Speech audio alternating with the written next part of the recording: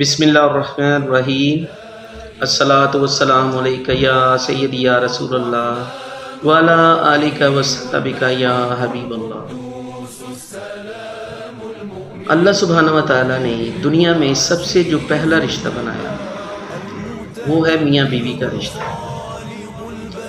اور میاں بیوی کے رشتے کے بعد ہی یہ سب باقی رشتے بنے۔ سب سے پہلا رشتہ میاں بیوی کا ہے، اور یہ رشتہ آخر تک چلنے والا رشتہ بھی ہے، کیونکہ یہ رشتہ بہت بہت مضبوط بھی ہے اور بہت نازک بھی ہے۔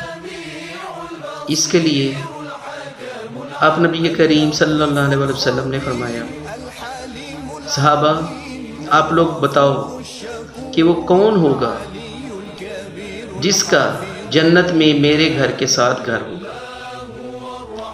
تو سب صحابہ اپنے اپنے خیالات کے مطابق، کسی نے بولا شہید، کسی نے بولا الحاج، کسی نے بولا حافظ قرآن، یعنی جو بھی اس وقت کے اچھے لوگ تھے سب کے بارے میں بولا۔ تو آپ نبی کریم صلی اللہ علیہ وسلم نے فرمایا کہ نہیں۔ تو پھر صحابہ کرام نے فرمایا کہ یا رسول اللہ صلی اللہ علیہ وسلم وہ کون ہوگا، آپ ہی بتا دیں۔ تو آپ نبی کریم صلی اللہ علیہ وسلم نے فرمایا کہ اس کا گھر جنت میں میرے گھر کے ساتھ ہوگا جس نے دنیا میں اپنے اپنے بیوی بچوں کے ساتھ اچھا سلوک کیا، جس نے اپنے بیوی بچوں کے ساتھ اچھا سلوک کیا۔ تو دیکھیں کہ یہ رشتے کی کتنی اہمیت ہے، کیونکہ اسی رشتے کے بعد سارے رشتے بنتے ہیں۔ اور جہاں تک ماں کا سوال ہے، تو کبھی بھی ہم لوگ بیوی کی باتوں میں آ کر یا بیوی کی باتیں سن کر ماں کو اذیت نہ دیں، ماں کی بات سن کر بیوی کو اذیت نہ دیں، بہن کی بات سن کر بیوی کو اذیت نہ دیں، یا بیوی کی بات سن کر بہن کو اذیت نہ دیں۔ باقی جو بھی رشتے ہوتے ہیں ان سب رشتوں کو ہم نے اپنی اپنی جگہ نبھانا ہے۔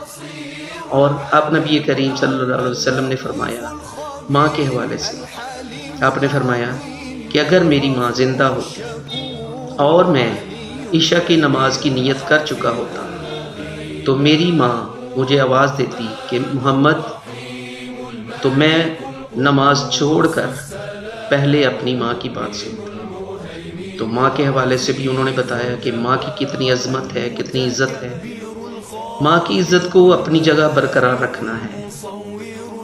بہنوں کی اپنی جگہ ہے، بیوی کی اپنی جگہ ہے۔ سب رشتوں کو نبھانے والا انسان ہی اس دنیا اور آخرت میں کامیابی پا سکتا ہے، کیونکہ آپ نبی کریم صلی اللہ علیہ وسلم نے ہمیں سب رشتوں کو نبھا کے دکھایا۔ سب رشتوں کی عزت، عظمت اور ان کے بارے میں بتایا ہے، صاف صاف قرآن و حدیث میں موجود ہے۔ آپ کسی بھی رشتے کے بارے میں پوچھ سکتے ہیں، پڑھ سکتے ہیں، کسی بھی عالم سے رابطہ کر سکتے ہیں کہ ہمیں زندگی کیسے گزارنی چاہیے۔ ان رشتوں کو نبھانے کے لیے ہمارے اندر عاجزی اور انکساری اور صبر کا ہونا بہت ضروری ہے۔ اگر صبر ہوگا تو ہم لوگ ہر چھوٹی چھوٹی باتوں کو نظر انداز کر سکتے ہیں، ان کو درگزر کر سکتے ہیں، اور درگزر کرنے سے ہی یہ رشتے نبھا سکتے ہیں۔ اگر ہم لوگ چھوٹی چھوٹی باتوں کو درگزر نہیں کرتے اور ان کے اوپر طول دیتے ہیں تو یہ رشتے بگڑ جاتے ہیں، کوئی بھی رشتہ برقرار نہیں رہتا۔ اور اللہ سبحانہ و تعالیٰ سے یہ دعا ہے کہ اللہ سبحانہ و تعالیٰ ہمیں سب رشتوں کو اچھے طریقے سے نبھانے کی توفیق عطا فرمائے، اور میاں بیوی کا جو رشتہ ہے اس کو بھی بہت بہت اچھے طریقے سے نبھانے کی توفیق عطا فرمائے، اور اپنے باقی رشتوں کو بھی اپنی اپنی جگہ ہمیں نبھانے کی توفیق عطا فرمائے۔